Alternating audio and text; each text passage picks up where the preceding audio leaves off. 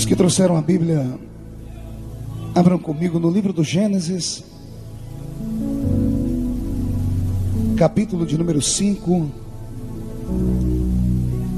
versículo de número 24. Gênesis capítulo 25, ou capítulo 5, e o versículo de número 24, está escrito assim: E andou Enoque com Deus, e não apareceu mais, porquanto Deus para si o tomou. Abra sua Bíblia comigo ainda no livro de Judas, Epístola Universal de Judas, versículo de número 9. É o penúltimo livro da Bíblia, antes do Apocalipse. Judas, versículo 9, está escrito assim: Mas o arcanjo Miguel, quando contendia com o diabo e disputava a respeito do corpo de Moisés, não ousou pronunciar juízo de maldição contra ele, mas disse: O Senhor te repreenda. E abra sua Bíblia ainda comigo, voltando ao Velho Testamento, o segundo livro dos Reis, capítulo 2, versículo de número 11. Segundo livro dos Reis, capítulo de número 2, versículo de número 11. E sucedeu que, indo eles andando e falando, eis que um carro de fogo, com cavalos de fogo, os separou um do outro, e Elias subiu ao céu num redemoinho. E quem crê nesses textos da Bíblia, diga: eu creio. Feche a Bíblia, coloque no banco, na cadeira, e pegue na mão da pessoa mais perfumada do seu lado. Aperte a mão dela com carinho até ela falar aleluia. Pentecostal que não faz barulho está com defeito de fabricação, não é? Vamos orar. Pai, nós te exaltamos, nós te glorificamos, e nós entendemos que dentro de alguns minutos este lugar ficará pequeno para o tamanho da glória que o Senhor vai derramar sobre nós. Daqui a alguns minutos os que vieram tristes começarão a saltar de alegria. Os que vieram se arrastando não voltam se arrastando para casa. Hoje voltarão voando nas asas de um novo tempo. Antes que eu comece a ministrar a sua palavra e desenrolar os seus oráculos, cerque esta igreja com a sua presença. E num raio de 5 quilômetros, onde houver um demônio alojado, eu dou a esses demônios segundos para sumirem de Nova Iguaçu, porque se não sumirem, serão queimados pelo poder da sua glória que aqui será derramada. Rasga o céu sobre o estado do Rio de Janeiro nesta noite, e mande do céu para a terra uma comitiva de anjos, que estes anjos desçam trazendo brasas de fogo, e comecem a esparramar estas brasas de fogo entre nós agora. E onde houver um crente cheio do Espírito Santo, pega ele nesta noite, Jesus, e faz a sua glória ser real entre nós. Fala conosco, fica conosco, em nome de Jesus, meu Pai. E a igreja que é soberana diz, e os que podem, tomem o seu assento, aplaudindo a Jesus, porque Ele é bom.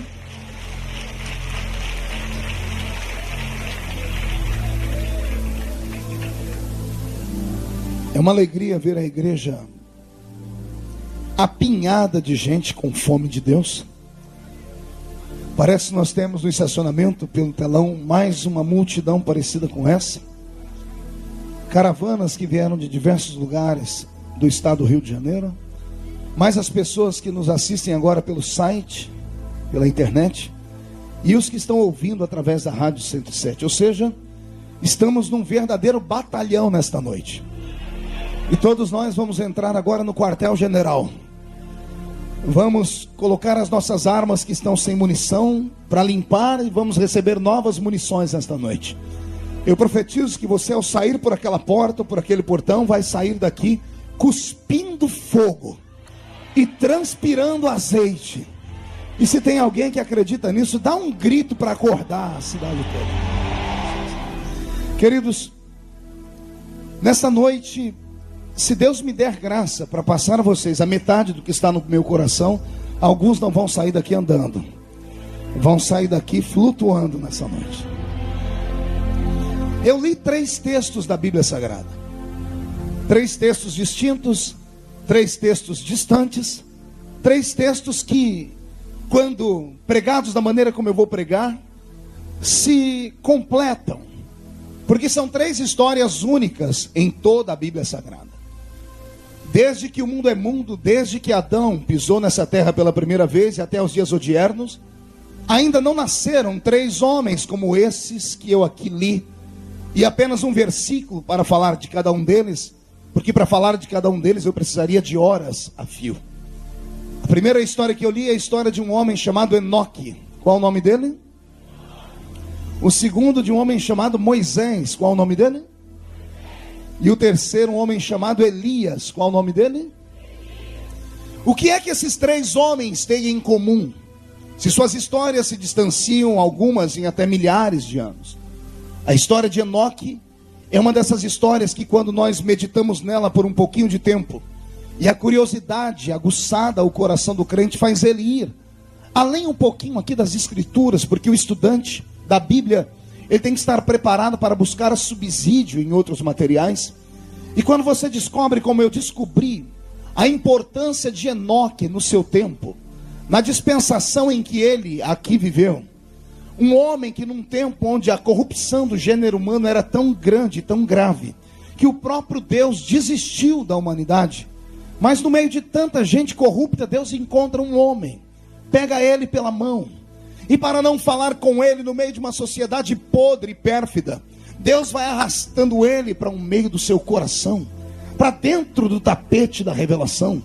E quando ele está bem longe, já caminhando muito com Deus, e ele quer voltar para casa, Deus olhou para ele, viu o caminho e disse: Enoque, você andou tanto comigo, que você está mais perto do céu do que lá da terra onde você mora.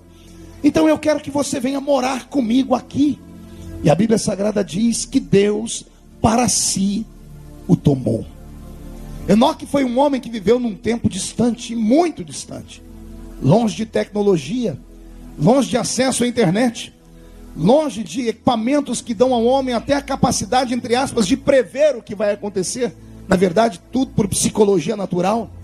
Mas quando abrimos a Bíblia, lá no outro livro que eu li, no livro de Judas, antes dos versículos que eu li, você vai encontrar Judas gritando para nós ouvirmos assim: e assim profetizou o 7º depois de Adão, Enoque: eis que é vindo o Senhor com milhares dos seus santos. A profecia é tão profunda e tão perfeita, que ele não diz que Enoque viu o Senhor vindo com milhares dos seus anjos. Enoque, o 7º depois de Adão, teve uma visão transcendental. Ele enxergou os dias em que estamos vivendo. Mas ele não enxergou esses dias de luta, de tribulação, não. Ele enxergou depois da igreja ser arrebatada. Ele enxergou um pouquinho além, depois das bodas do Cordeiro. Ele viu quando Jesus, depois das bodas do Cordeiro, tomou a sua noiva e veio implantar o seu reino aqui nesta terra. E ele, que viveu milhares de anos de nós, gritou bem alto para todos ouvirem: eis que é vindo o Senhor com milhares dos seus santos. E um daqueles santos era você.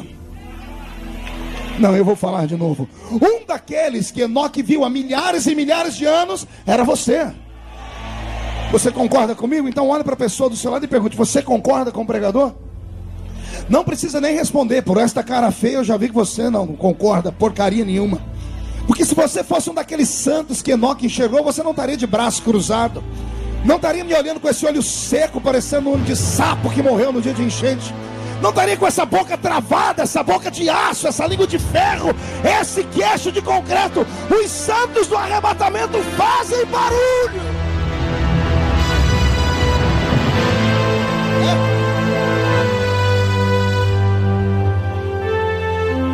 Enoque deixou um livro escrito. Infelizmente, o Concílio de Trento, os nossos velhos pais na fé não aceitaram o livro dele. Mas se algum dia você tiver a oportunidade de entrar pela internet, digite lá o livro de Enoque, porque foi de lá que Judas tomou esse versículo que está no seu livro. E você vai ver Enoque contar para nós uma história e uma dispensação angelical. E Enoque desenha no seu tempo como foi que os guardiões do céu desceram à terra. Ele conta com detalhes a queda do grande arcanjo, e etc, etc, e etc. Saindo de Enoque, eu li uma outra história, a história de Moisés. Qual é o nome dele? Um homem que nasceu de maneira estranha, diferente. Mude a música para mim, pastor Roberto. Um homem que nasceu num tempo em que não era para ter nascido. Satanás e Faraó fizeram uma aliança e determinaram que nenhum menino hebreu deveria nascer. E as 12 tribos de Israel, quase todas elas, se entregaram ao grande Faraó, dizendo: não vai nascer menino mais, porque nós não vamos deixar mais os nossos filhos se casarem.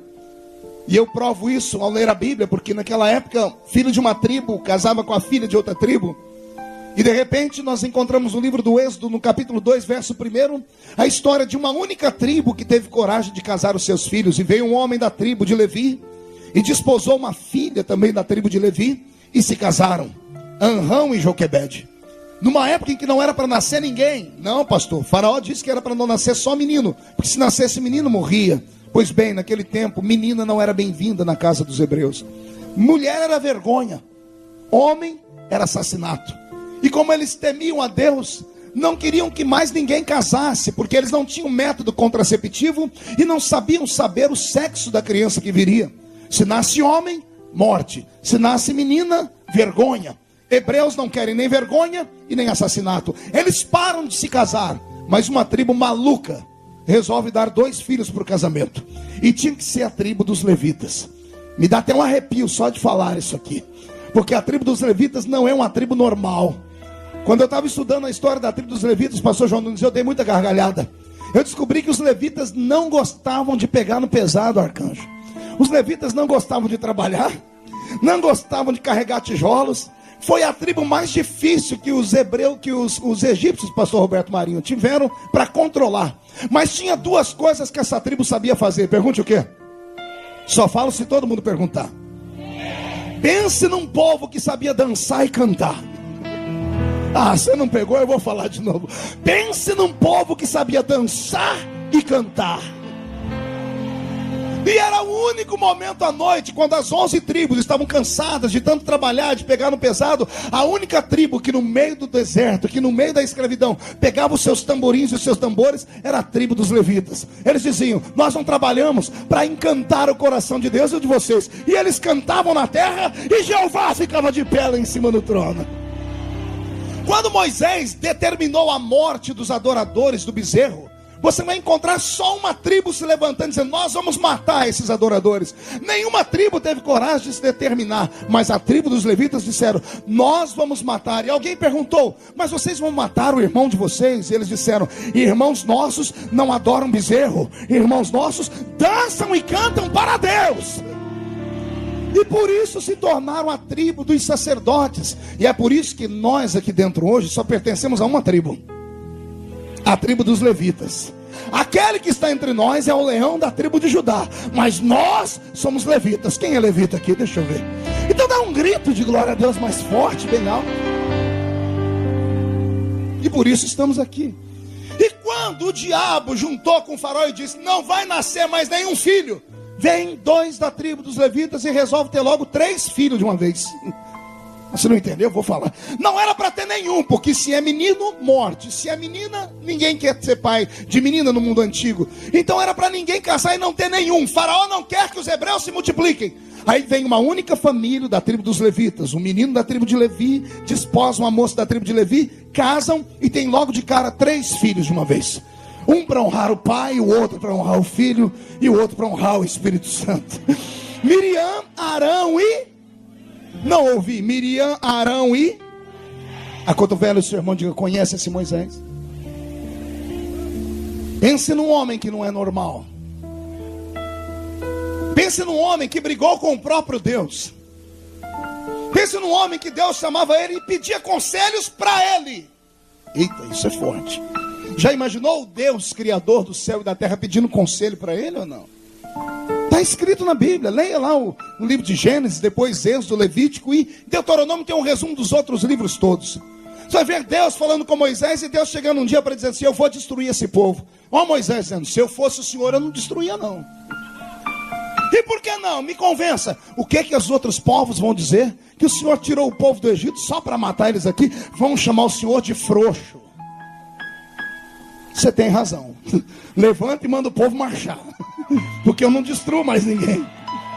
Mas teve um dia que Deus não suportou. Falou: hoje eu vou falar para Moisés que eu vou destruir, e ele vai vir com aqueles argumentos humanos dele, e eu já vou com um contra-argumento. O Senhor chama Moisés e diz: vou matar todo mundo, e antes que você defenda eles, eu já tenho uma solução. Qual, Senhor? Eu mato o povo e faço de você uma nova nação. Proposta, com todo respeito, papai do céu, proposta indecente essa. Porque se fosse para mim, para o pastor João Nunes, para o Jairinho, eu não sei vocês dois, mas eu que sou pastor de igreja, se Jesus chegar em mim e falar: meu filho, eu vou matar essa igreja inteira e te dou outra. Tem dia que eu vou falar: Jesus, mata mesmo. Sangue, fogo e coluna de fumaça. Não tem nada mais difícil do que lidar com um crente. Nunca estão satisfeitos. Nunca. Nada. Pode ser o culto mais poderoso do mundo. Antes de chegar em casa, o vaso trincado deixa o azeite escorrer. Nada conquista eles. E quando Deus falou para Moisés, a palavra veio do alto, entrou pelo ouvido, passou pela cabeça. Antes de descer para o coração, Moisés caiu de joelho e falou: papai do céu, antes de eu ser tentado, risca o meu nome do teu livro, mas não faz isso. Eu imagino Deus olhando e falando: esse camarada não é normal não. Você falou o que, Moisés? Eu falei que o senhor pode riscar o meu nome do seu livro, se o senhor for matar eles. E Deus olhou e falou: aí também não dá, né, Moisés? Você é o único que é meu amigo aqui, que conversa comigo, que entra na minha tenda, que vem aqui falar comigo e sente a minha presença. Eu não posso riscar o teu nome. Então perdoa o povo. Então vai, Moisés, por você eu perdoo esse povo. Eu estou dizendo que o homem não era normal. Agora vem a parte mais dura de se entender. Olha para o seu irmão e diga: aperte o cinto para não cair. Muda a música, Roberto. Tem um dia que Moisés sobe um monte e desce com 2 tábuas na mão. 2 tábuas da lei. Eu queria saber o que estava escrito naquelas tábuas. Só o abençoado do Moisés sabia. Porque quando ele vai chegando aqui embaixo, ele pega o povo adorando um bezerro. Ele tinha ficado 40 dias lá em cima. Quantos dias? Sem comer e sem beber. 40 dias em jejum. Quando ele desce do monte, Deuteronômio capítulo 9, verso 16, não me falha a memória, ele desce e vê o povo adorando um bezerro, e é ele quem diz: e quando eu vi vocês adorarem o bezerro, quebrei as tábuas que estavam na minha mão, e voltei para o monte, e mais 40 dias, e mais 40 noites, não comi pão, e nem bebi água. Ele passou 80 dias de jejum. É o maior jejum da Bíblia. Ele fez um jejum de 80 dias. E qualquer ser humano aqui que trabalha na área da saúde sabe o que eu vou falar. Ninguém consegue ficar quase 3 meses sem comer e sem beber. Quando Moisés viu o povo adorando bezerro, ele partiu para cima do monte com a seguinte sentença na cabeça dele: não suporto também ficar mais perto desse povo, porque eles traem Deus toda hora. Então eu vou para o monte e vou morrer aí em cima. Prefiro morrer aí do que ficar com idólatras aqui. Quando ele chegou lá em cima, Deus olhou para a compleição física dele, sabendo que ele já estava indo. Deus fez algo com ele que nunca mais fez com ninguém. Deus envolveu Moisés numa nuvem. E a nuvem que Moisés foi envolvido nela, havia tanta glória, mas tanta glória, que quando ele desce depois de 80 dias, ninguém consegue olhar no rosto dele. Você não entendeu? 80 dias depois, quando ele desce do monte com 2 tábuas, saem faíscas do rosto dele. Moisés ficou tanto tempo perto de Deus que ele ficou parecido com Deus. Tá pegando aí? Tá pegando aí? Um andou com Deus e Deus levou para ele. O outro andou com Deus e ficou parecendo ele. Deus quer te apresentar caminhos nesta noite. Deus não quer que você volte para casa como mais um crente, mais um culto, como mais uma semana.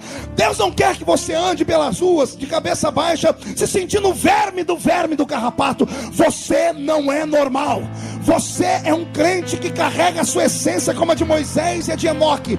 Eu não estou pregando para gente normal. Os normais estão em casa assistindo o seu Jorge. Os anormais vieram ver o Senhor Jesus aqui neste lugar. Onde estão os pentecostais aqui?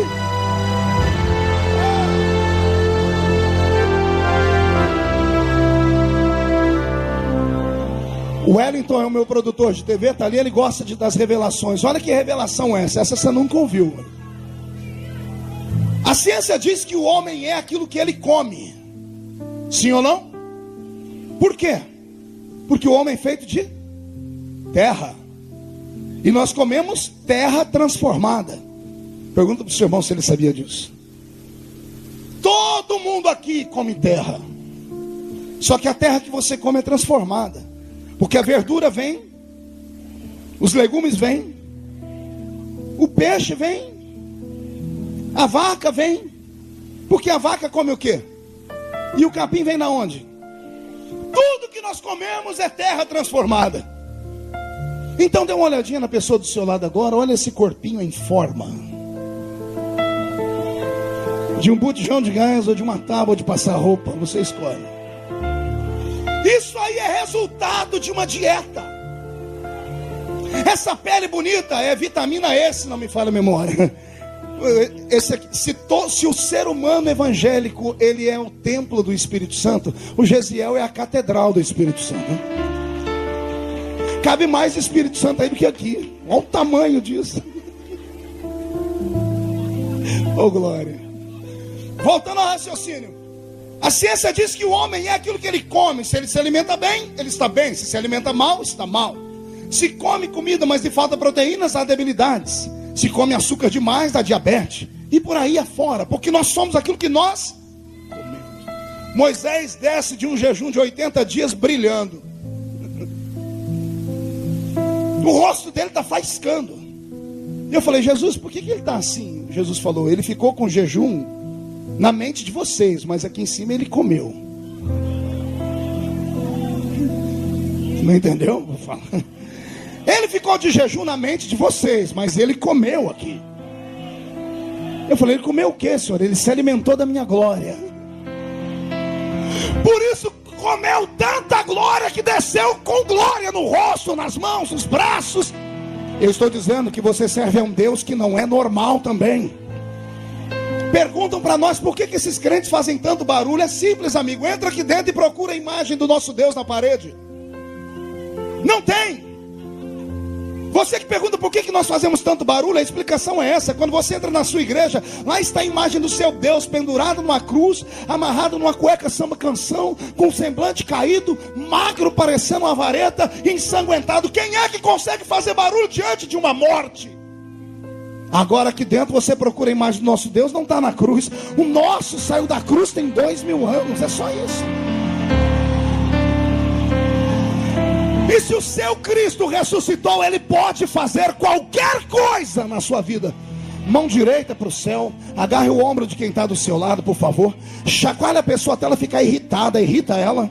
Aí aqui eu vejo os que vieram para buscar e os que vieram só para ver. Chacoalhe, tire a pessoa do lugar. Diga para ele, Deus te trouxe aqui para isso.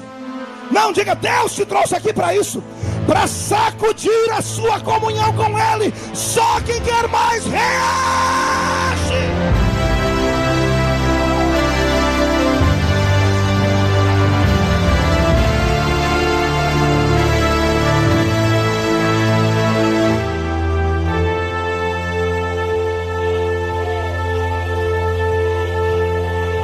Esse Moisés que fez tanto, operou tanto, e eu estou resumindo bem.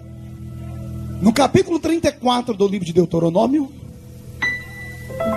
Deus o chama ao alto da montanha, sozinho. Ao subir o alto da montanha, Deus diz para ele, contempla o que você vê à frente. Ele diz, eu vejo uma terra bonita. E o Senhor diz, é a terra que eu prometi. Ele está feliz demais da conta, dizendo, posso descer para entrar lá? O Senhor diz, não, não pode.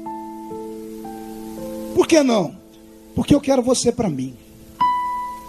E aí a Bíblia diz que Deus matou Moisés e sepultou ele. Sim ou não? Agora vem um pequeno problema.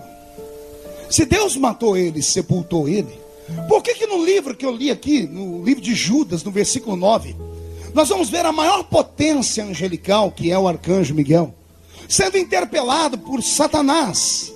E Satanás dizendo: onde é que está o corpo de Moisés?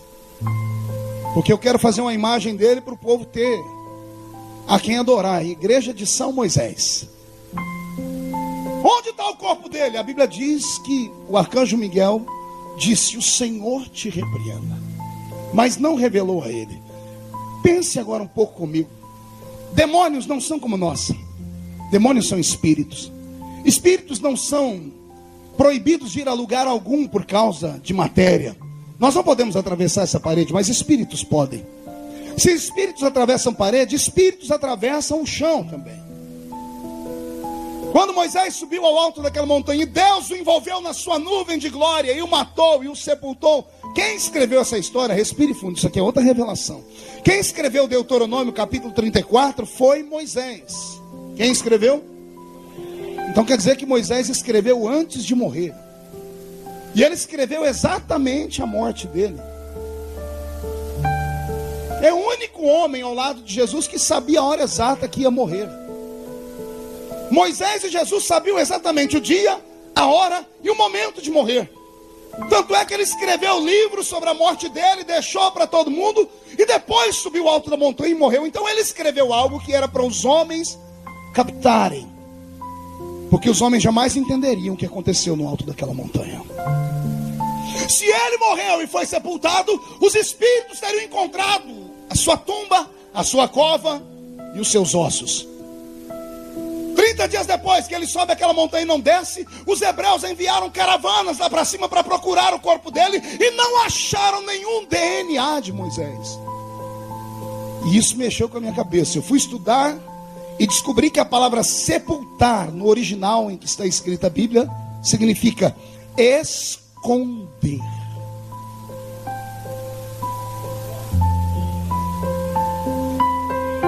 Quando está escrito, e Deus sepultou o corpo de Moisés, a Bíblia está dizendo, e Deus escondeu o corpo de Moisés. Anos mais tarde, não muito tempo, só 3.000 anos depois, quantos anos depois? Tem um nazareno andando na terra, acompanhado dos seus 3 mais chegados. Ele recebe uma ordem, ele diz aos 3, vamos subir comigo ao Monte Tabor. Os outros ficam por aqui, mas vocês 3 vêm comigo. Quando ele chega lá no alto do Monte Tabor, ele diz aos 3, vocês 3 fiquem aí no cantinho e não se apavorem com o que vocês vão ver. E ele abre os braços e começa a brilhar. Começa a brilhar e começa a flutuar. Quando ele está flutuando, o céu se rasga e descem 2 seres.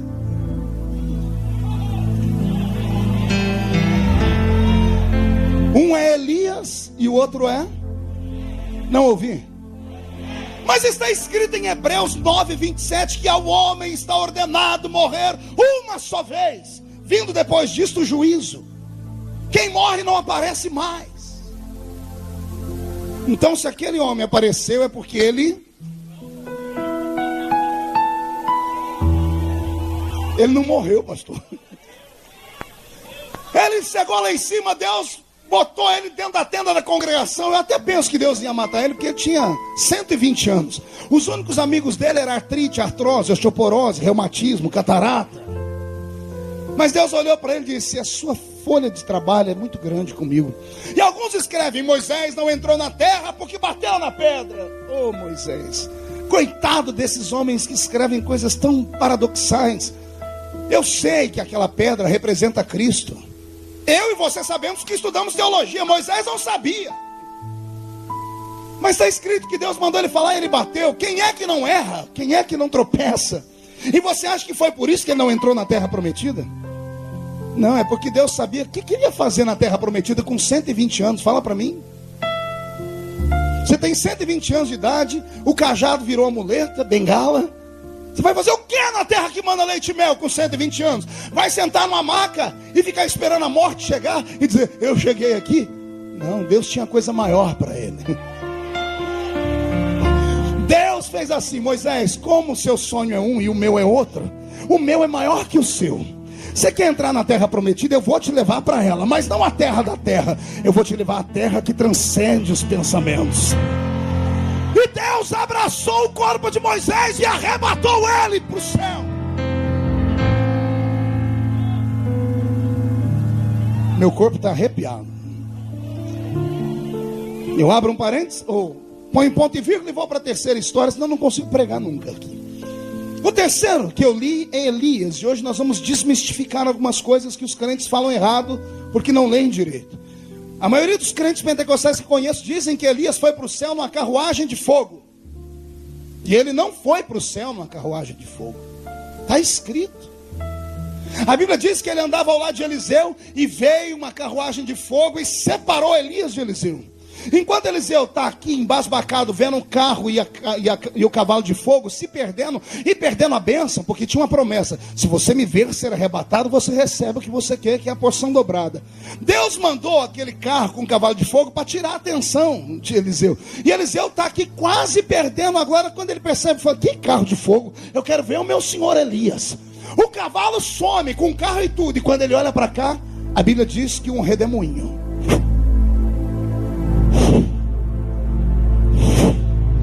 está subindo, e no meio do redemoinho está Elias, indo embora para o céu, com corpo e tudo. E quando ele está lá olhando assim, foi Eliseu, perdeu a benção. Quando ele pega Eliseu olhando, diz: esse aí é atrevido. E Eliseu grita: cadê a minha bênção? Antes de Elias subir, ele tira uma capa e joga. Quando Eliseu pega, vem sobre ele a porção dobrada do Espírito que está ali em Elias. Então diga para o seu irmão: Elias foi ao céu em um redemoinho. Agora posso falar uma coisa para vocês? Ninguém fique escandalizado, não. Se eu falar besteira, depois o senhor conserta, pastor João.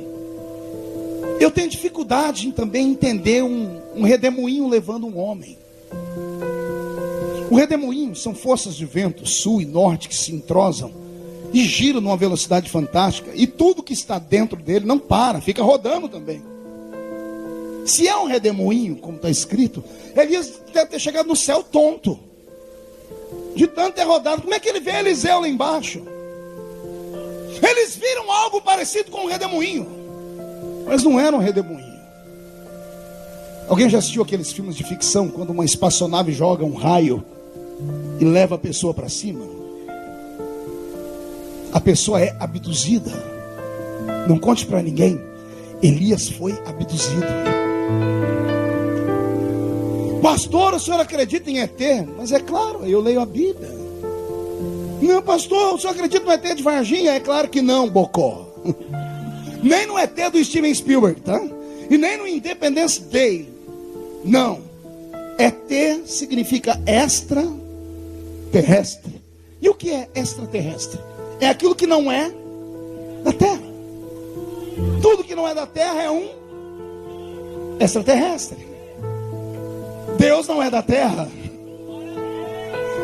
Jesus, esse nasceu na Terra, mas o Cristo que estava dentro dele não era da Terra. Os anjos não são da Terra, demônios não são da Terra, então existem ETs. Aliás, eu estou pregando para um monte de ET aqui. Não se ofenda não, eu estou te elogiando. A Bíblia diz que quando aceitamos Jesus como Salvador, nós estamos aqui, mas não somos mais aqui. Quem está aqui, mas não é daqui? Não fiquei satisfeito. Só quem está aqui aguarda o arrebatamento da igreja. E se o arrebatamento se der agora, quem aqui sai da terra e vai para o céu, dá um grito de glória.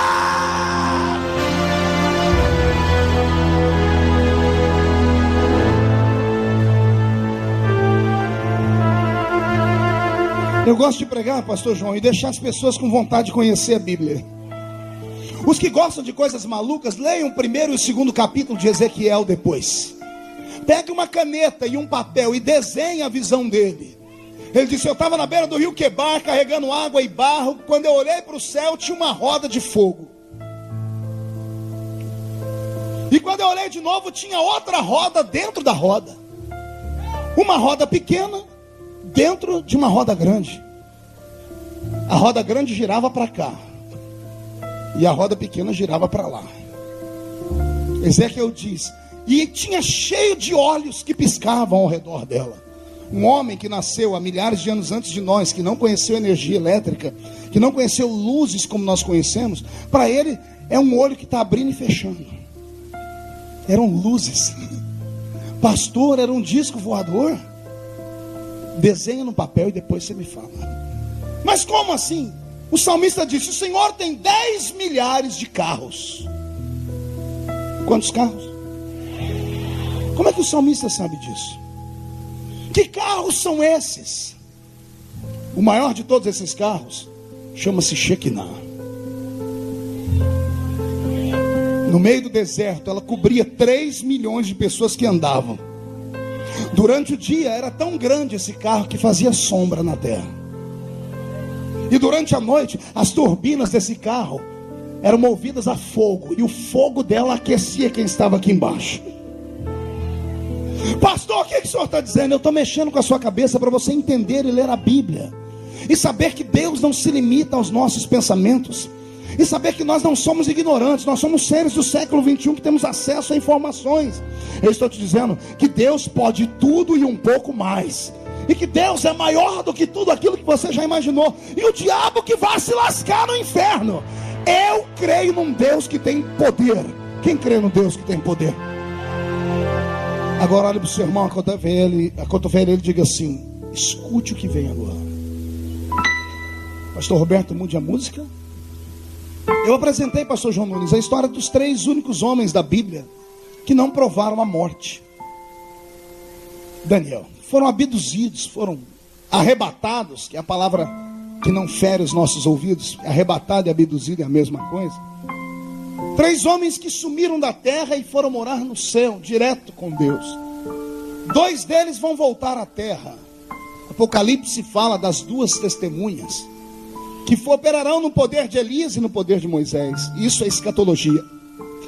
Como a Bíblia diz que os homens precisam morrer, esses homens que foram para lá vão ser obrigados a vir aqui cumprir a lei como está escrito. Vão ter que morrer. E isso vai acontecer num tempo quando nós não estivermos aqui mais. Nós só vamos ouvir falar, só notícias. Nós estaremos assentados com o Senhor para sempre, lá nas nuvens. Mas não é sobre escatologia que eu quero falar. Não é sobre esses mistérios da Bíblia que faz as crianças sentarem para me ouvir, como disse o Jair. Que a Bíblia é um livro lindo. Eu não consigo imaginar pessoas que vêm ao púlpito e não conseguem pregar a Bíblia, que usam o púlpito para desferir golpes em cima de amigos, que usam o púlpito como um ringue de boxes para brigar por causa de ministérios. Não consigo entender. Eu li a Bíblia mais de 30 vezes. Eu prego a Bíblia desde criança. Eu tinha 13 anos quando comecei a pregar, mas eu li a Bíblia inteira de capa a capa quando eu tinha 9 anos de idade ainda. Li a Bíblia Ave Maria, a Bíblia da Igreja Católica Romana. Me apaixonei por esse livro. E aí quando alguém pergunta: como é que você não se afasta? Por que depois das pedradas você permanece? Por que você não saiu da Assembleia de Deus? E eu digo: amigo, eu conheço a Bíblia. Os meus pés foram fincados numa rocha. Pode vir o vento que for, eu posso até envergar, mas o vento passa, eu estou de pé de novo. É assim que eu aprendi. Se você conhecesse o livro que você carrega na mão, você não ficaria tão triste nas reuniões. Não ficaria pensando em tantas coisas esquisitas que a vida te propõe. Não ficaria aí duvidando de todo mundo e fazendo hora extra. Sai daqui e faz uma hora extra lá no terreiro de Macumba, perto da sua casa. Imagina você que quando eu solto algumas coisas aqui, você não vê porque você está olhando para mim, mas daqui eu vejo o crente fazer o sinal da cruz. Porque os crentes não conhecem mais o livro que carregam. Não se escandalize. Um dia desse eu estava assistindo um filme daquele japonês, ou é coreano, chinês, cearense, é tudo igual. Zoinha, tudo. Jack Chan, esse aí. Chinês. Jack Chan é chinês, segundo o pastor Jairinho, que conhece tudo.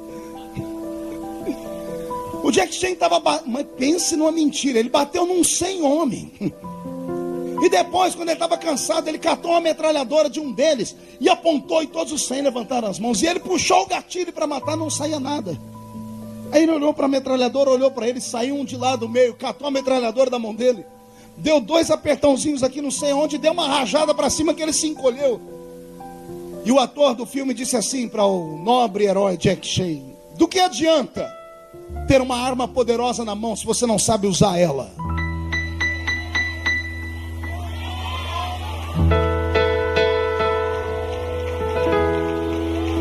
adianta ter uma Bíblia se você não sabe usar ela? Sabe quantas promessas tem aqui dentro? Eu cataloguei uma a uma, 32.270 promessas. Oh, mas nem para dar glória a Deus você prestou? Não, eu vou falar de novo. 32.270 promessas, feitas para mim e para você. Aí vem a pergunta: se é tanta promessa, por que eu não recebo? As promessas são suas, mas o direito às promessas é só para aqueles que creem e efetuam o que está escrito aqui. Para você ter uma ideia, nenhum crente tinha que entrar aqui com essa cara feia, com medo de cair fogo na igreja, porque igreja pentecostal assim, caiu fogo, esse profeta fica tudo uriçado. E a assembleiana tem a cultura: levantou o profeta, vai entregar meu pecado. Então tem crente que passa o culto inteiro orando: não usa, não fala, Jesus, pelo amor, tem piedade. E eu tenho uma palavra de Deus para te falar. Dessas 32.270 promessas, 8.000 delas é só sobre perdão de pecados. Você não entendeu? Eu vou desenhar. 1/4 das promessas da Bíblia, Deus se preocupou só para aliviar o teu fardo e falar assim para você: os teus inimigos podem sair contra ti por 7 caminhos. Lembrando que inimigo de crente só sabe fazer uma coisa: acusar. Vou falar de novo: inimigo de crente é só demônios que acusam. Jesus disse: o seu inimigo não tem carne, não tem osso, são espíritos, e eles vêm na sua mente te acusando. Eles viram o que você fez no verão passado, eles sabem o que você está fazendo agora, e eles te acusam. Então toda vez que a Bíblia fala de uma promessa contra inimigos, entenda: não é inimigo que pisou no seu dedão, não é inimigo que te mandou embora, são inimigos de acusação. Se os seus inimigos vierem contra ti por um caminho, eles fugirão de ti por 7 caminhos. A Bíblia Sagrada diz na boca de Davi: se levantar contra ti 11.000 demônios de acusação, 1.000 cai de um lado, 10.000 cai do outro, e você não pode ser atingido. E para encurtar a conversa, que nós temos um pouco tempo aqui, Paulo sancionou a lei do perdão, recitando Romanos 8:1: nenhuma condenação há para os que estão em Cristo Jesus nosso Senhor. Quem está em Cristo Jesus aqui? Então enlouquece nesse lugar. Eu estou aqui para te dizer que não há motivos para você ficar borocochô. Não há motivos para vir para o culto e ficar com essa cara de tacho.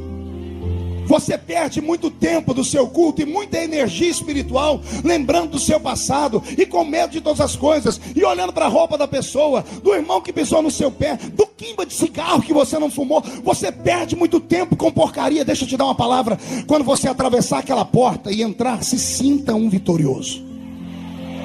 Não, você não entendeu, eu vou falar de novo. Ao atravessar aquela porta, você está imune a demônios. Não há nenhum demônio aqui dentro. Os que tem já estão tudo amarrado e expulso. Os demônios sabem que aqui em Nova Iguaçu não dá para vir, então nem hora extra eles fazem, eles somem daqui.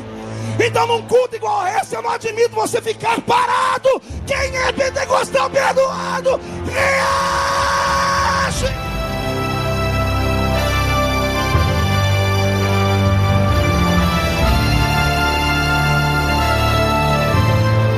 Roberto, segura e muda a música para mim. Veja só, ao ler essas 3 histórias, ao ler essas 3 figuras, ao ler esses 3 seres humanos antagônicos, o meu coração quase sai pela boca. Quer perguntar o porquê? Eles tinham a mesma matéria que eu tenho. Jairo, eles tinham as mesmas necessidades que nós temos. A Bíblia diz que Elias era um homem sujeito às paixões, como nós somos. Eles não eram super-homens de aço, não tinham asas nas costas para voar, não saíam raios cósmicos das mãos deles, não podiam voar. Mas esses 3 homens fizeram alguma coisa que fez o dono do universo parar e olhar eles. Há alguma coisa dentro deles que fez Deus parar por um momento tudo que ele estava fazendo com o universo e sentar para olhar a vida deles, e deu a eles como pagamento uma passagem direta para o céu sem morrer. A minha pergunta: o Deus deles é verdadeiro ou é uma história com E? O Deus deles é real? A Bíblia é verdadeira? Ou é um livro de conto de fadas? Você crê nesse livro? Você crê nas histórias que eu falei? O que te impede de ter uma história igual a deles? Eu estava no mês de janeiro, logo no início, na cidade de Framingham, lá nos Estados Unidos, onde Jairinho e Cassiane sempre estão lá. Estávamos numa cruzada com o pastor Benny Hinn. Eu fui um dos primeiros brasileiros a divulgar o trabalho do pastor Benny Hinn aqui no Brasil. Conheci há 20 anos atrás, no meio do mato, lá em Sacramento, Minas Gerais. Na época eu estava de lua de mel, quando me deram uma fita de vídeo. E quando eu vi aquele homem estender as mãos, soprar, na época ele soprava, hoje ele não sopra mais. E caindo uma multidão, eu parei, congelei o vídeo, botei a mão na televisão e disse: é real? O que esse homem tem? Uma vez eu consegui numa cruzada dele no estado de Connecticut, lá nos Estados Unidos, e eu sentei na plataforma, mas eu era um ilustre desconhecido. Quando ele começou a pregar, que raiva, que vontade de agarrar o microfone, eu falei: vou ensinar esse homem a pregar. Porque nós brasileiros conhecemos e pregamos de maneira profunda e com intimidade. Poucos americanos brancos, porque o pastor Benny Hinn faz parte da leitura dos pregadores brancos. Na América tem ainda um problema de segregação. Tem pregadores brancos e pregadores negros. Os negros têm a pegada dos brasileiros. São pentecostais até o tutano dos ossos deles. Os brancos são comedidos. Se você for uma cruzada do pastor Benny Hinn, você vai ver ele se irritar com qualquer movimento e barulho. É tudo em silêncio. E eu sou canela de fogo. Quando eu vi aquele homem fazer aquilo, eu falei: Jesus, se eu pegar aquele microfone. E eu comecei a falar sentado: o que é que ele tem que eu não tenho? Me deu uma raiva. Esse homem ficou em pé uma hora e fez assim para o povo: to be quiet, please. It's here. I'm feeling the Holy Spirit. Ele começou a sussurrar, dizendo: fique em silêncio, por favor. Eu sinto ele aqui. O Espírito Santo está aqui. O tecladista dele começou a tocar e ele começou a dançar, pastor Luiz. Começou a bailar. E eu comecei a olhar e falei: se é na minha igreja, eu tomo o microfone da mão dele. Púlpito não é balada? Até que ele parou assim. Tínhamos aqui umas 500 pessoas e aqui um estádio. Ele estendeu as duas mãos e disse: Holy Spirit, touch the people now. Espírito Santo, toque o povo agora. Quando ele estendeu a mão, não ficou ninguém em pé. Sabe o que é 30, 20 mil pessoas caídas no chão de uma vez? E eu estava lá, caidão em cima do púlpito. Você ri porque não era você. Eu perdi o rumo da minha casa, eu saí correndo para a cadeira e sentei minhas pernas bambeado. E eu falei: Jesus, é o apocalipse, é o arrebatamento. Daqui a pouco lá no corredor, um homem com a cadeira de roda nos ombros pedindo oportunidade. E ele vem segurando a cadeira de rodas no ombro. E o pastor Benny Hinn: solte a cadeira. Ele disse: não, eu fiz um voto. Eu só solto depois que eu contar o que aconteceu. Eu estava na minha casa e minha mulher falou que o senhor vinha pregar. Eu te vejo pela TV. Mas o senhor prega muito ruim. O ginásio inteiro riu. Eu falei: isso é verdade. O senhor estava pregando e eu estava dormindo. Mas teve uma hora que o senhor parou de pregar aí que eu dormi gostoso. Mas eu acordei com o senhor dizendo assim: toque nele agora. E alguém pegou-me pela perna, me puxou e me derrubou da cadeira. E eu levantei bravo. Quem me derrubou da cadeira?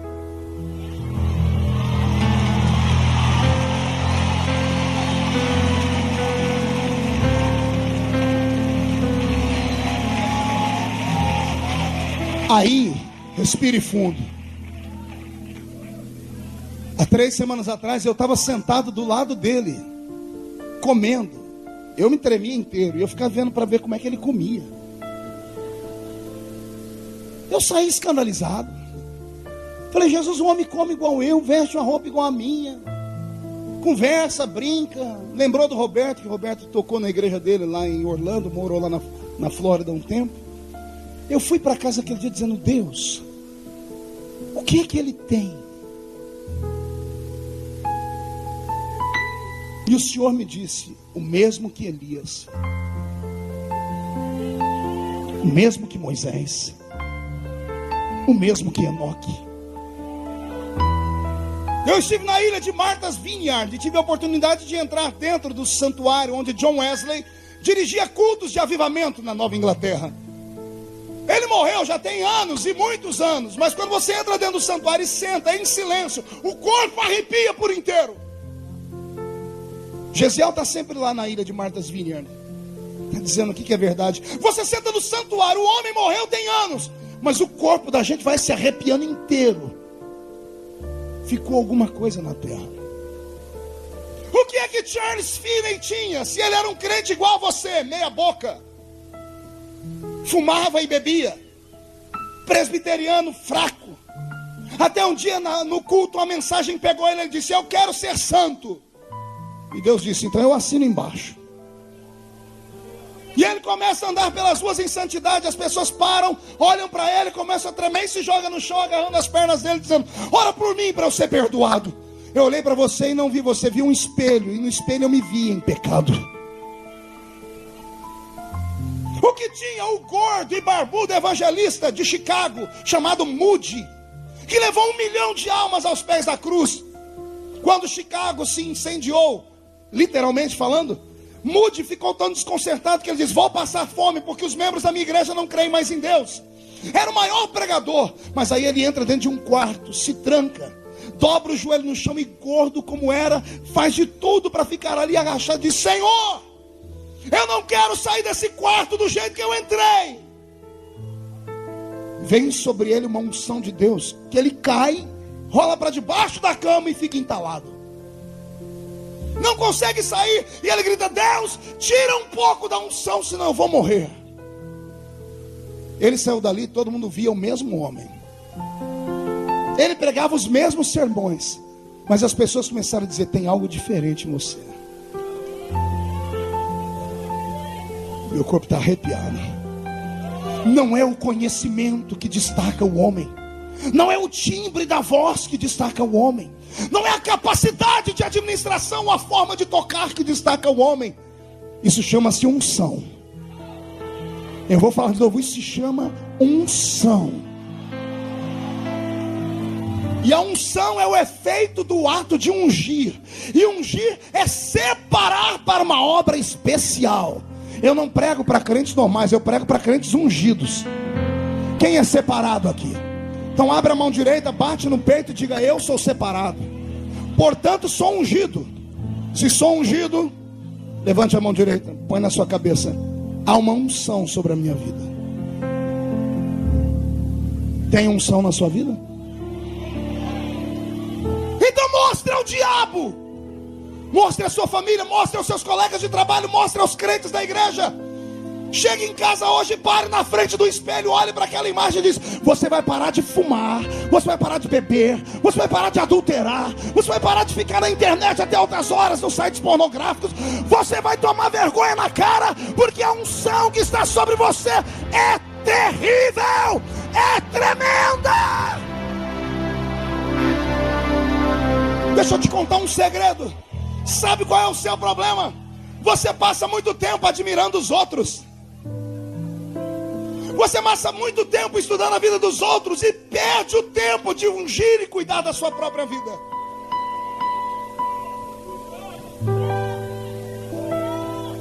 Eu estava falando aqui com Moisés que quando ele ora me lembra um grande pregador. Quando eu era menino eu imitava esse pregador. Eu ia para o culto e dizia à juventude: quem que vocês querem ouvir pregar hoje? E aí vinha um bilhetinho, por voto ganhava um. E eu ia para o culto e dizia assim: meu Deus, eu não vou pregar mais, depois eu vou continuar. Adore. Ai, meu Jesus querido. Eu imitava o pastor Gilmar. Terminava de pregar, acontecia o contrário do que acontecia com ele. Ele pregava, caiu uma alegria no povo. Eu pregava, caiu uma tristeza no povo. Mas eu usava a mesma voz, a mesma pregação, tudo. E pregava no meio do mato, onde ninguém nunca tinha ouvido falar dele. Então ninguém podia falar que eu estava copiando. Como é que acontecia se eu cantava a mesma música? Ou se eu pregava a mesma mensagem? Ou se eu lia o mesmo texto? Ou se eu entonava a mesma voz? Por que não acontecia? Deus não quer clones. Deus não quer ecos. Deus quer que você seja uma voz. Não, eu vou falar de novo. Deus quer que você se canse de imitar os outros.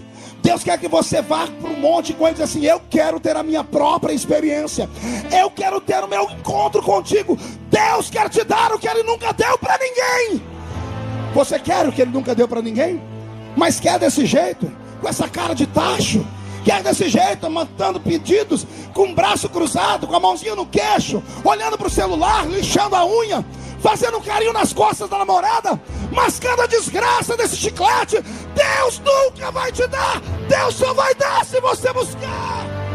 Deus só vai dar se você querer. Alguém quer? Alguém quer? Então grite. Não, grita não.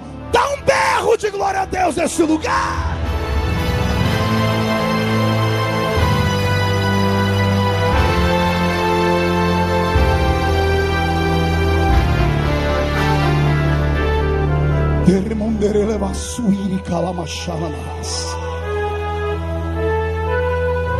Você não sabe o que há dentro desta igreja e aí pelo telão. Você que está plugado na internet ou ligado no rádio, a sintonia é uma só, não há distância no mundo espiritual. Sabe qual o problema? O seu problema é que quando você vê alguém pular e gritar, você para tudo para olhar para a pessoa e rir, e debochar, e sentar com seus amigos na rodinha de escarnecedores e falar: não precisa de tudo isso. Amigo, você não conhece Deus, você não conhece experiência com Deus. Você jamais será alguém se você continuar desse jeito. Aqui não é um tribunal de justiça, aqui é a casa da misericórdia. Aqui nós buscamos a presença e a experiência.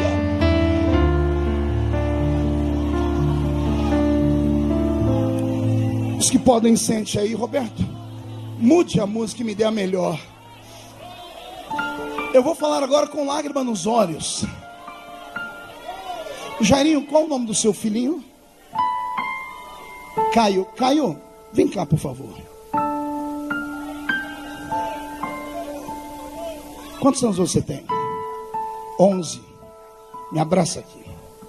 Eu tinha 13 quando comecei a pregar. Eu era do tamanho dele porque eu sofria de inanição. Eu era 2 anos mais velho que ele. Eu acho que eu era menor do que ele. Por que eu me tornei no que me tornei? Tínhamos referenciais. Líamos livros. Íamos à escola dominical. Não tínhamos tempo para bater bola. Aliás, a igreja nos proibia. Não podíamos ir ao cinema. Não podíamos nem respirar direito. Mas aquilo que nos consumia não nos matou. E o que não nos mata nos deixa mais forte. Eu sabia o que eu queria. Eu mirava os pregadores e dizia assim: um dia eu vou ser como eles. O que os nossos filhos querem ser? Nossos filhos querem ser como Ronaldinho Gaúcho. Nossas meninas querem parecer a Débora Seco. Nossos filhos não conhecem mais Deus, nem a glória de Deus. Há um conflito de gerações. Os que estão de cabelos brancos, estão na igreja há muito tempo, não conseguem quase que comungar com a nossa geração. Somos uma geração de movimento. Pulamos e gritamos. Mas há um vazio aqui dentro. O que nós vamos deixar para os nossos filhos? Eu me emocionei quando o Jairinho disse que o Caio chegou em casa e discutiu sobre a pregação que eu fiz. Essa é a intenção. Essa é a intenção. É mover os nossos filhos para que haja uma sobrevida da igreja. Quando eu era menino, lá no meio do mato, o pastor falou assim um dia para nós: amanhã vai estar pregando aqui um ex-defunto. Caramba, a igreja ficou louca. No dia seguinte, até os não crentes vieram para ver o ex-defunto. Eu, pequenininho, fui me escorregando de cá de lá e sentei bem no primeiro banco. Chegou com o pastor um ancião, um cara fechado. E o pastor, tremendo, terminou a parte do louvor, fez a oferta rápida e disse, com a palavra, o ex-defunto. E pega a palavra um senhor já de idade, João de Oliveira. O senhor conheceu? Era amigo do pastor João Nunes. João de Oliveira, e ele, esse homem, antes, ao invés de pregar a igreja em silêncio tétrico, enfiou a mão no bolso, tirou um atestado de óbito, assinado por um monte de médico, que passou na mão dos presbíteros. Eu morri, fui ao céu, e Jesus não me deixou entrar. Eu estava nos braços de Jesus, e Jesus disse, João, você é muito bem-vindo aqui. Então me deixa entrar. Não posso, João. Porque eu estou em pecado? Não, João. Olha lá para baixo. Abriu o céu e ele olhou lá para baixo e ele viu uma casinha coberta de palha seca. Um caixão no meio da sala. Ele deitado no caixão e num canto, uma anciã com 14 filhos chorando. Ele viu a porta abrir e entrar um outro pastor, João Colenda. O pastor está dizendo que o irmão João Colenda contou esse testemunho para ele, aqui para o pastor João Nunes. Irmão João Colenda olhou para a família em desespero, 14 filhos, dobrou o joelho na frente do caixão do João de Oliveira e agarrou a mão dele e disse, Jesus, devolve João de Oliveira, porque não tem ninguém para cuidar dos filhos. Mas não foi assim instantâneo, foram 4 horas de oração, e o povo chegando para o velório, e o pastor com a mão na mão do defunto ajoelhado, Jesus, devolve João de Oliveira, Jesus. Jesus olhou para o João e disse, João, meu filho, fica para outro dia, mas eu não posso te receber aqui, porque a oração de um justo pode muito em seus efeitos.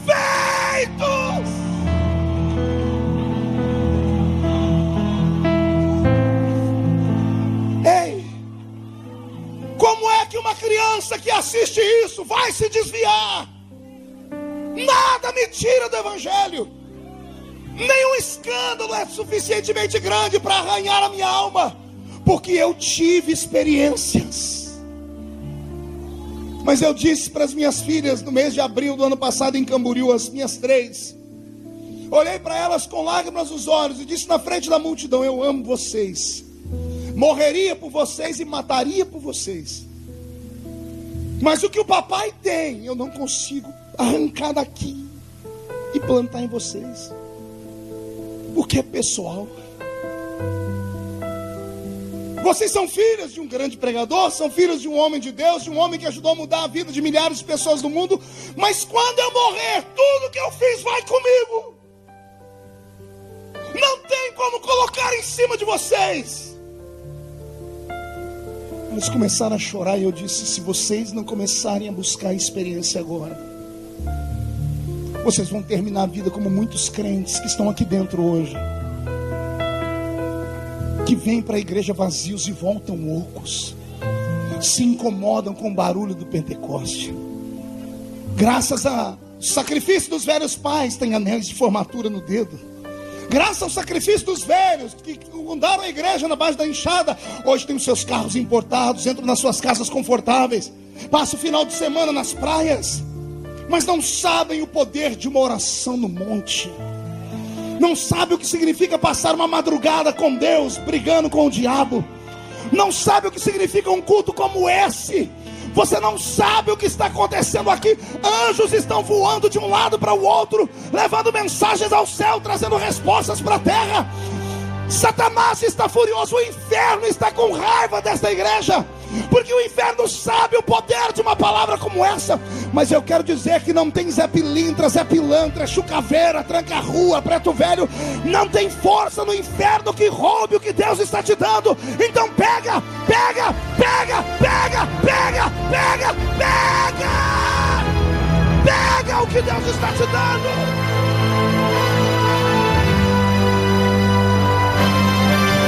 Arias tu teria mais peia que Antoroba. Já estamos indo para o fim. Mas por favor, eu não posso terminar. Sente um pouquinho, respire fundo, aguenta mais um pouco.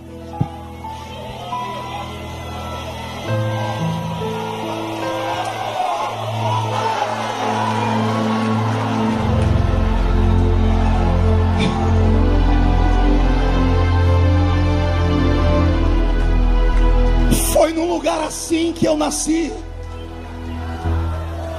Uma palavra aos obreiros, aos pregadores, aos que têm o público na mão, como os levitas de nome que Jesus colocou aqui hoje. Transmitam o que Deus vos deu. Inspirem uma geração. Não se dê por vencido em ver o povo quieto, calado. Não existe culto frio. Existe crentes frios, pregadores frios.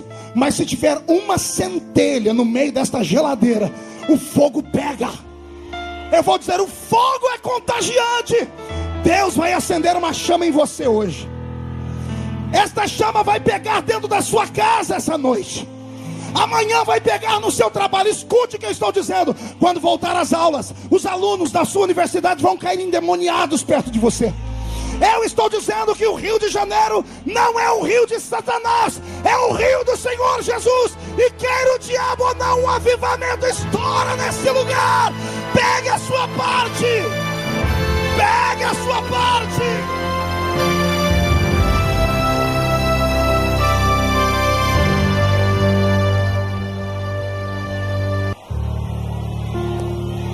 Enoque, Moisés e Elias andaram tanto com Deus que não deu para voltar mais. Esse moço gordinho que está aqui nessa câmera chama-se Wellington. A esposa dele chama-se Ana.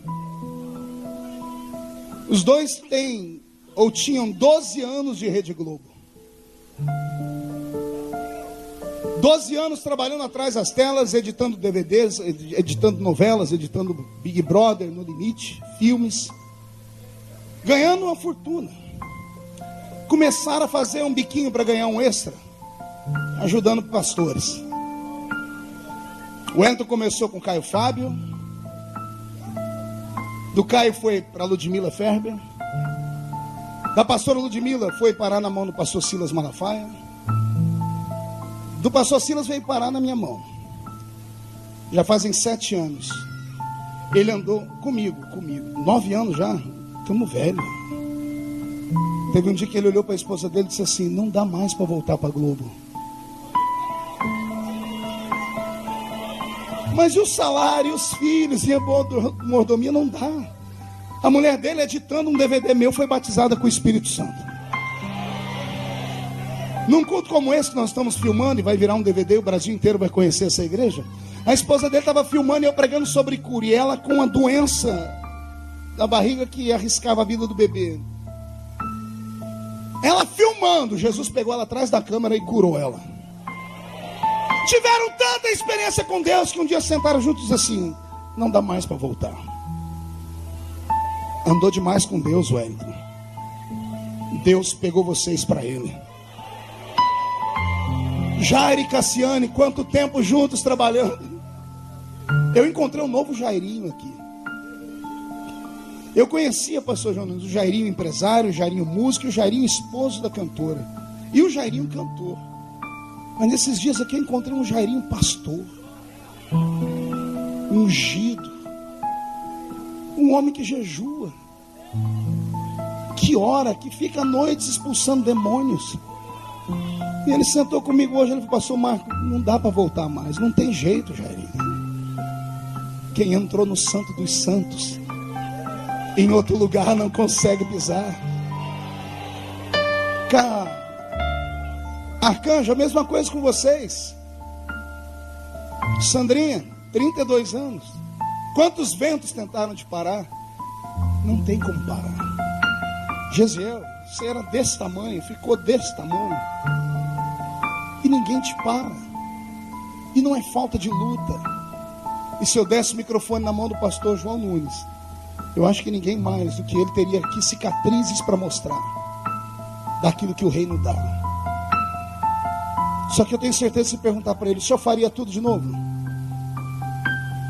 O senhor faria, pastor? Tudo com o maior prazer.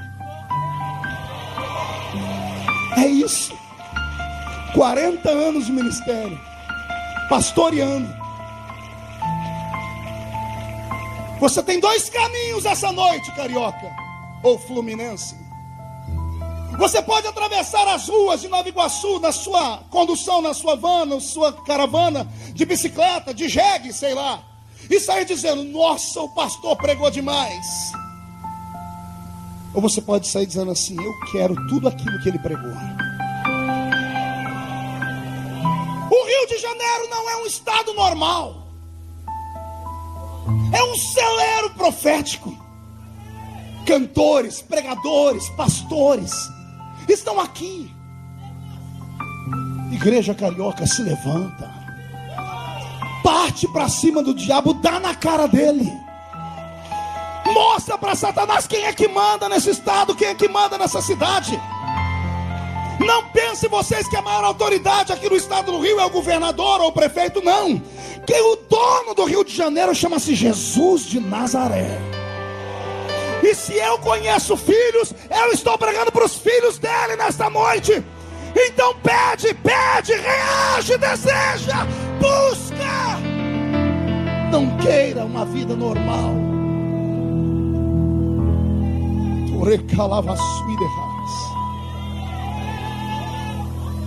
A contragosto, porque geralmente é isso que acontece. Me escute, filhos, crianças.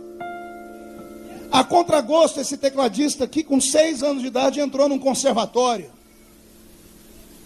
O pai e a mãe obrigando, debaixo de pancada: vai aprender piano. 6 para 7 anos, ganhou um prêmio como um grande tecladista. Começou a tocar na igreja. Ele me disse que teve dias na igreja que o pastor dele só deixava ele tocar enquanto o oficial não chegava. Quando o oficial chegava: sai para lá, menino, sai para lá. Aqui não deu mais, ele foi para os Estados Unidos, começou a trabalhar com pastor, foi se aproximando, se envolvendo, saiu do alpendre, entrou no átrio. Do átrio, pastor João Nunes, ele entrou no lugar santo. Aí começou a trabalhar com o pastor Benihim, o maior pregador do mundo. Veio para o Brasil, sofreu ataques de homens que parece que vivem para matar o sonho dos outros. Deixa eu te dar uma palavra: não deixe pessoas matarem os seus sonhos. Seja quem for, homens tiram o que homens dão. O que Deus dá, não tem macho que tire. Deus permite esses homens colocarem vírgula, até ponto e vírgula. Deus às vezes permite eles colocarem um hífen. Um hífen é aquilo que separa uma frase da outra, uma palavra da outra, um tempo de raciocínio. Mas Deus não deixa esses homens colocarem ponto final. Está entendendo o que eu estou dizendo? Ponto final, quem coloca é só aquele que começou a escrever. E o que eu vou falar agora é para arrancar tatu da toca e sabiá do toco. O maior investimento de Deus no estado do Rio de Janeiro está na minha frente, na minha retaguarda nessa noite. Eu estou dizendo que você é o maior investimento de Deus. Possa ser que você não deu lucro ainda, porque tem investimento a curto prazo, a médio prazo, e alguns são a longo prazo. O investimento a longo prazo é aquele que mais retorno dá. Quem viver verá. Quem viver verá, para ver Deus fazer uma cirurgia nas suas costas, e implantar um par de asas nas suas costas, e colocar na sua mão um passaporte carimbado para o mundo inteiro. Não tem portas mais fechadas diante de você. Os seus sonhos se tornam uma realidade. O seu ministério vai pegar fogo. Vão ter que te respeitar, porque você vai andar com Deus, e Deus vai levar você para Ele. Se você crê no que eu estou dizendo, volte a sonhar.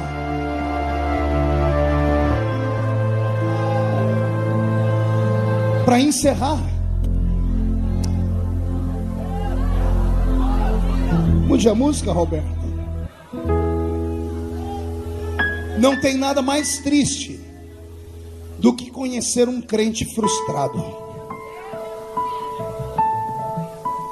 Não tem nada mais ruim do que sentar perto de alguém que podia estar longe, mas não teve força. Pastor, mas é luta demais. Acorde. Deus só prova quem Ele quer aprovar. Se a sua luta é grande, a sua vitória é do tamanho da sua luta. O seu ministério, ele será selado com sangue, com dores, com vergonhas. Deus não consegue usar frouxos. Deus não consegue usar covardes que trocam tudo por qualquer momento e jogam tudo para o ar. Não, Deus ama gente valente. Deus ama gente que se não dá para ir correndo, ele vai andando. Se não dá para ir andando, ele vai agachado. Se não dá para ir agachado, ele vai se arrastando. Se não dá para ir se arrastando, ele deita e fala: amigo, me empurre. Você vai chutando, ele vai indo, até o ponto de você falar: não aguento mais. Aí Deus diz: então agora sou eu que te levo. Deus está procurando alguém nesta igreja hoje para revolucionar o estado do Rio de Janeiro. Deus quer alguém para entrar dentro da nuvem como Moisés. Deus quer alguém para andar com Enoque em santidade, para tomar para ele. Deus quer um louco que entre no meio do povo e diga: segundo a minha palavra não chove mais aqui. Você entendeu ou não? Elias é o mais louco de todos. Aparece do nada, no meio do nada, e grita: segundo a minha palavra não chove. Todo mundo ri dele. Os anjos que cuidam de Israel sobem no céu e dizem: Jeová, temos um problema na terra. Apareceu um desconhecido lá, um João ninguém, dizendo que é segundo a palavra dele. Os profetas dizem segundo a sua palavra. Assim diz o Senhor, mas ele disse segundo a minha palavra. E Deus deve ter perguntado aos anjos: qual o nome dele? Elias. Que mais? Senhor, só sabemos isso. Eu imagino Deus pegando o telefone do lado do trono e ligando para o Serafim lá no departamento pessoal do céu, dizendo: Serafim, digita aí no Google Elias, vê o que sai. Ih, Senhor, está terrível. Por quê? Aparece aqui: Elias, o tisbita, sem pai e sem mãe. Sabia que é isso que a Bíblia diz de Elias? Só fala de onde ele era e diz: ele não tem pai e não tem mãe. É a forma de Deus dizer: você não precisa de padrinhos. Você não precisa de homens para pegarem você e te jogarem para cima. A minha história é prova disso. Eu venho de uma cidade de 30 mil habitantes. Cresci num salãozinho de 4 por 5 metros. Meus pais na fé eram analfa de pai e beta de mãe. Os presbíteros da igreja onde eu congregava, meu Deus do céu, só tinham 2 dentes na boca. Era o zagueiro e o atacante. Falavam tudo errado. Irmão Ovídio, meu herói, ia ler a Bíblia e assim: vamos ler aqui no livro de Êxodo.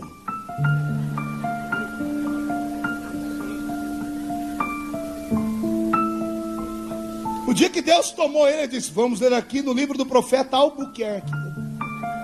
Mas não tem Albuquerque na Bíblia, um vídeo. Tem. O Albuquerque é aquele que falou assim: aviva a tua obra, Senhor. No meio dos anos, no meio da ira, lembra-te da misericórdia. Era Abacuque. Naquele dia nós descobrimos, pastor João Nunes, que ele não sabia ler a Bíblia não. Que alguém ia, lia para ele, ele decorava, ia para o culto e soltava. Esse velho um dia chegou no culto, foi cantar o hino da harpa. Oh, miséria. Ele ia cantar o hino, ele pegava só a primeira frase. Ele falou: vamos cantar aqui aquele hino da harpa. Já refúgio a glória eterna de Jesus, o Rei dos Reis. Seguirão as suas leis. Ele foi cantar esse hino. Olha o que ele aprontou. Ele fez uma mágica. Ele conseguiu pegar uma letra e colocar dentro de uma música. Ele começou assim: já refúgio a glória eterna de Jesus, o Rei dos Reis. Em breve os reinos deste mundo seguirão as suas leis, e os sinais da sua vinda já se mostram cada vez. Ele conseguiu colocar asa branca. Não, o pior não foi isso. Caiu um fogo na igreja. Gente pulando, falando em línguas, e a gente ia perguntar para a irmãzinha lá, o que aconteceu? Deus deu um cântico espiritual por bom vídeo. Foi nesse lugar que eu cresci. Eu tenho calos na minha mão que não saem. Apanhei laranja, algodão, café e trabalhei no corte de cana. Morávamos em 12 pessoas em 2 cômodos e ninguém na minha família crente. Minha mãezinha está quase aceitando Jesus. Quase, você entendeu ou não? Um dia eu fui orar, falei, Deus, eu ganhei almas no mundo inteiro porque eu não ganhei a minha mãe. O Senhor disse, para você não bater no peito achando que é você que salva. Quem salva sou eu. No meu tempo, na minha hora. Mas ela já está chegando lá. Filho único.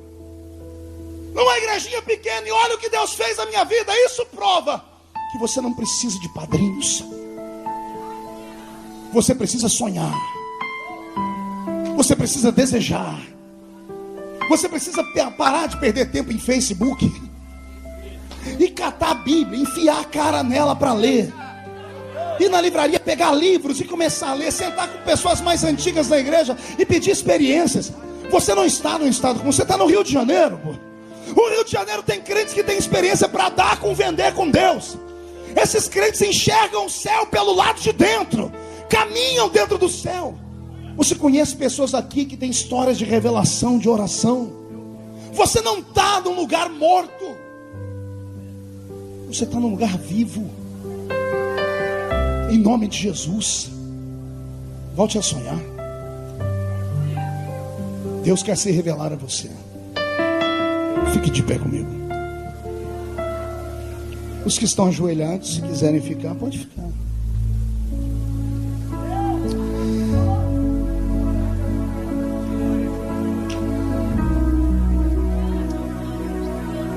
Em nome de Jesus, não deixa sair de você aquilo que eu falei essa noite. Dê continuação à história. Enoque, Moisés e Elias. O próximo nome e a próxima história será sua. Pegue na mão de quem está do seu lado.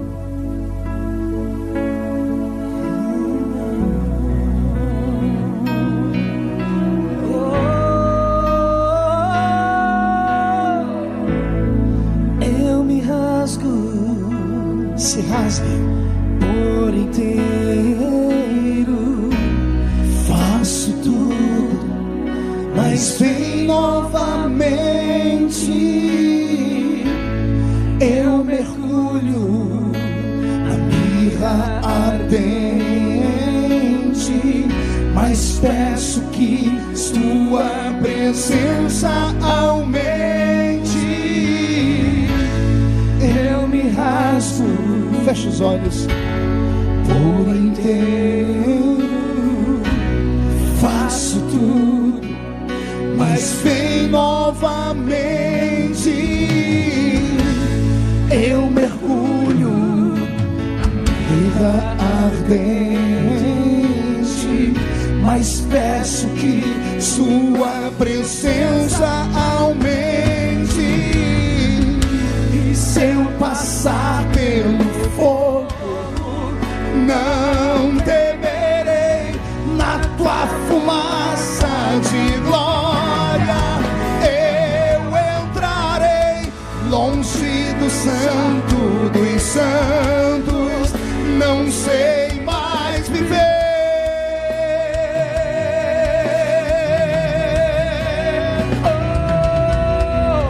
E se eu passar pelo fogo, não temerei. Na tua fumaça de glória eu entrarei, longe do santo dos santos, não sei mais viver.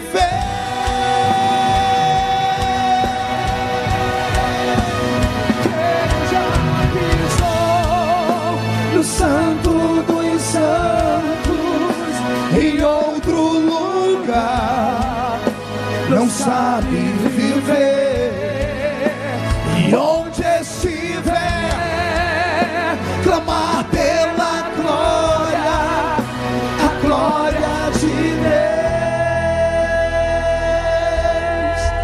Eu vou pedir para vocês fecharem os olhos, soltarem as mãos e pegarem o irmão pelo braço. Nós vamos cantar o cântico dos serafins. Nós vamos dizer que Deus é santo por uns 2 minutos.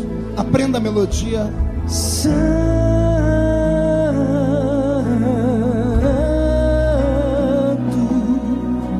Santo, aprendeu? Santo,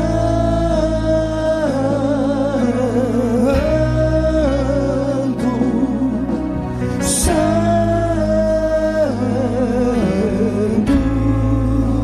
De novo.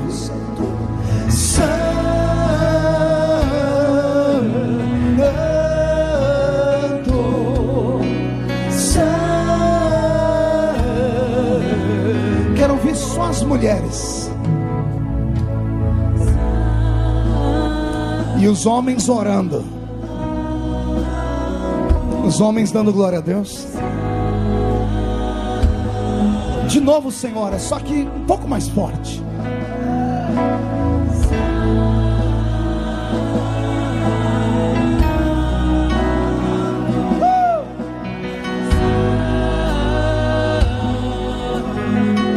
Mais uma vez, senhoras.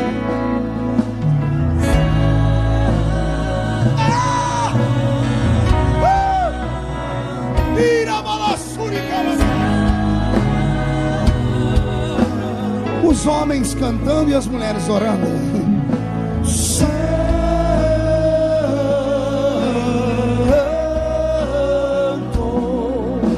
Santo. Cavalheiros, uma vez mais. As mulheres louvando e adorando. Isso, senhores, mais forte agora. Santo,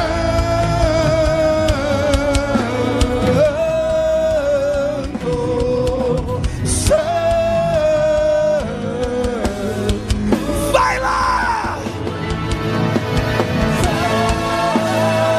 Toda a igreja louvando.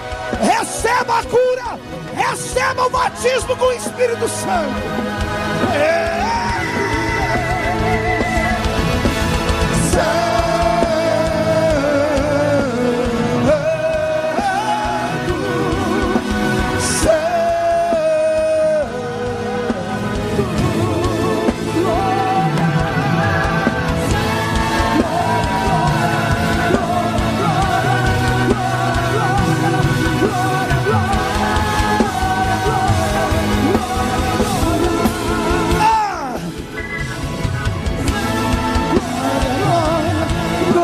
Glória, glória, glória, glória. Quem já pisou?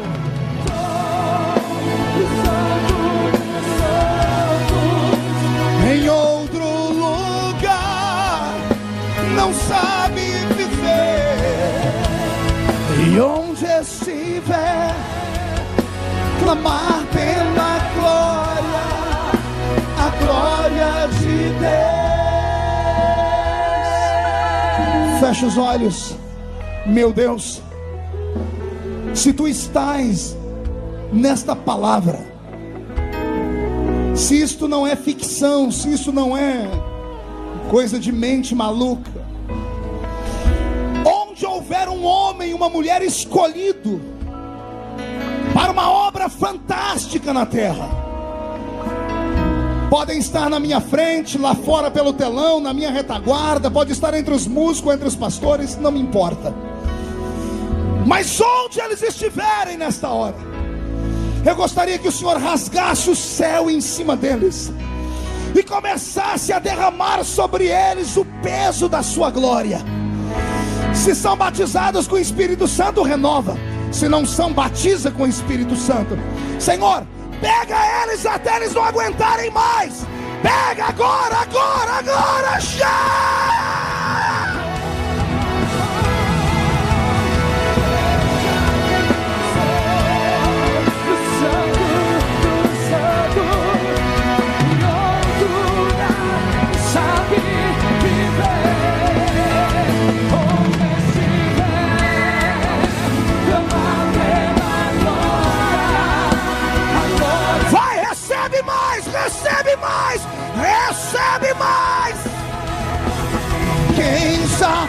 pisou no Santo dos Santos, em outro lugar não sabe viver, e onde estiver, clamar pela glória, a glória de Deus.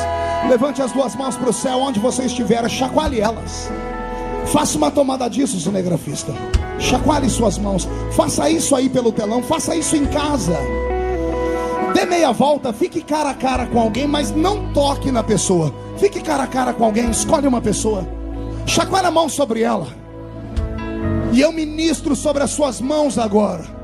Eu profetizo que uma unção de cura divina, de batismo com o Espírito Santo, de libertação, uma unção de arrebatamento de sentidos cai sobre a sua mão. Por favor, se você crê na sua chamada, ministra sobre a pessoa agora, agora, agora, ministra!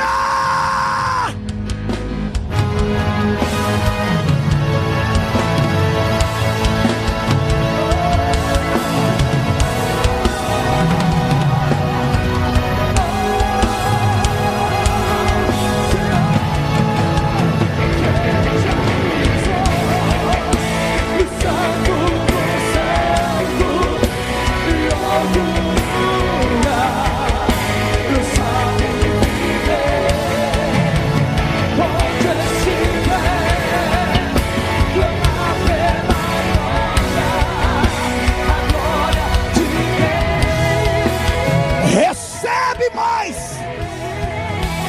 Quem já pisou no Santo dos Santos, e outro lugar não sabe viver,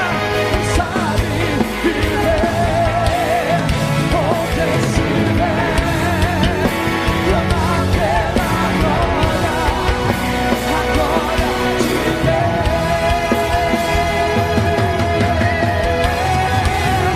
Quem já pisou no Santo dos Santos, em outro lugar não sabe viver, e onde estiver, clamar pela glória, a glória de Deus. Eu já estou terminando. Feche os olhos, feche os olhos. Eu vou pedir para que todos os homens abaixem os braços e abracem a si mesmos. E todas as mulheres que querem uma dimensão de Deus, levante as duas mãos. Meu Deus, ainda no século 21 encontramos barreiras nas denominações. Muitas mulheres têm vontade, mas não têm oportunidade. E eu estou no púlpito de uma igreja que reconhece o ministério feminino. E é aqui que o Senhor determina nesta noite a mudança da sua filha. Onde houver uma mulher escolhida para uma obra espetacular, Pai, sopra a sua glória sobre ela. Já! Não sei mais viver.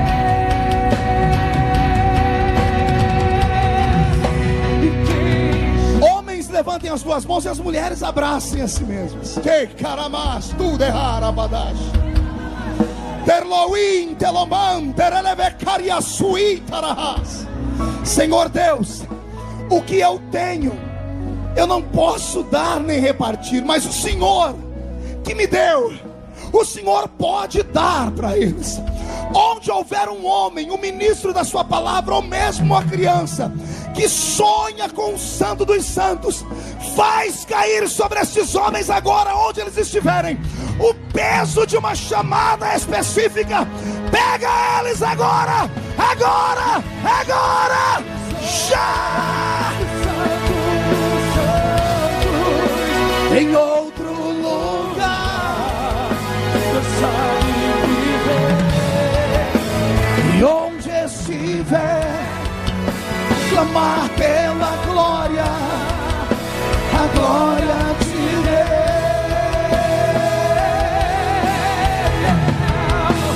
Quem já pisou no Santo dos Santos, em outro outro lugar, não sabe viver. E onde estiver, clamar pela glória, a glória de Deus.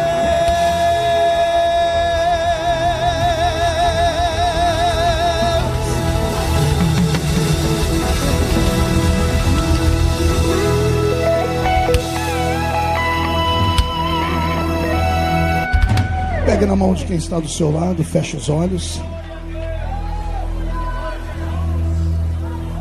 Pastor Jairinho, o senhor acredita que eu sou um profeta? Pastor João Nunes, o senhor permite eu orar por esse seu obreiro?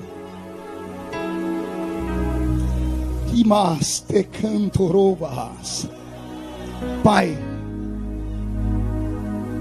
o mesmo Espírito que veio sobre a minha vida, um Espírito que me abre a visão para ler na Bíblia e enxergá-la de uma maneira que poucos enxergam, a mesma revelação na palavra, a mesma revelação, ó Deus, de autoridade diante da sua igreja. O seu filho me confidenciou o desejo dele. Eu não posso dar a ele, mas tu podes. Pai,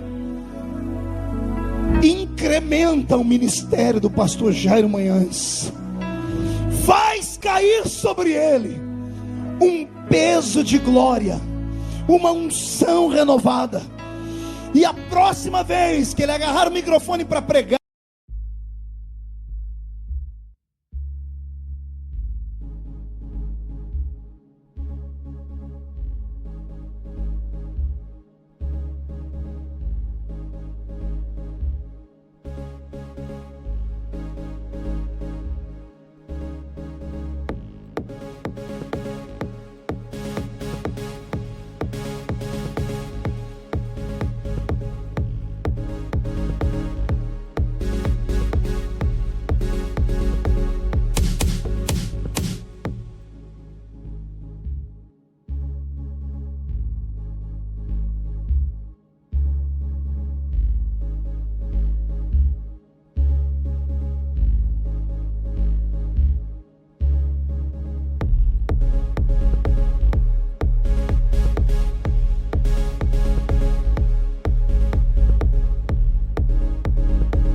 cantar ou ministrar, os corações vão sacudir no peito e os ouvidos vão tinir, porque hoje, Senhor, o Senhor vira o ministério do seu filho do avesso, e todos os que participam do culto da bênção com ele, Pai, onde estiverem, dos diáconos às diaconisas, os que oram, os que ministram libertação, os que ajudam no culto, pega um por um, Jesus, e muda a história deles já!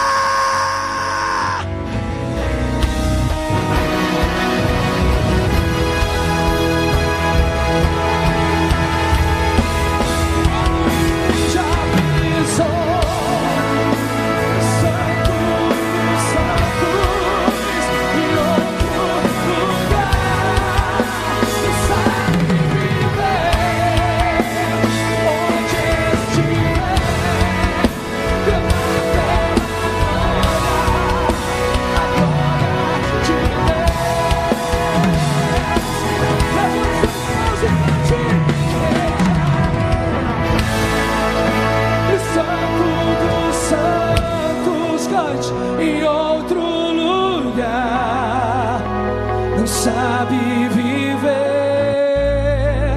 E onde estiver, clamar pela glória, a glória de Deus. Quem pode aplaudir? Quem pode aplaudir e gritar?